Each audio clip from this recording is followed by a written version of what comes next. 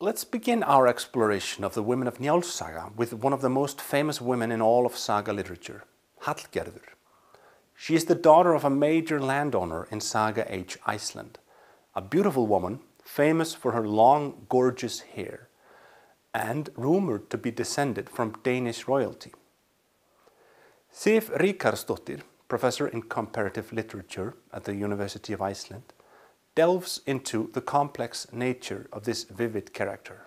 Some readers have tended to dehumanize Hallgerður, claiming that she is selfish, cruel, and responsible for all three of her husband's downfalls. Another way of seeing it, however, is that she is a resilient, heroic woman who protects her honor fiercely and refuses to be disrespected by anyone.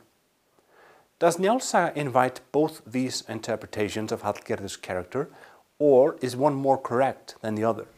I think Hallgerður is probably one of the most hated and the most loved of all saga characters throughout the history, since it was written or composed and up until today.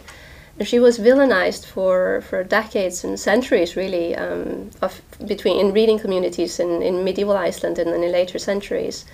And then, sort of in modern times, she's actually the attitude has changed quite a bit to her, and she's been hailed sort of as a proto-feminist in some sense, and I think both are valid in the sense that you have different connotations, different cultural values that feed into the interpretation of her as a character.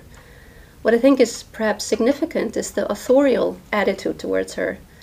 It seems apparent that the author must have had a very conflicted relationship with this character that he was creating.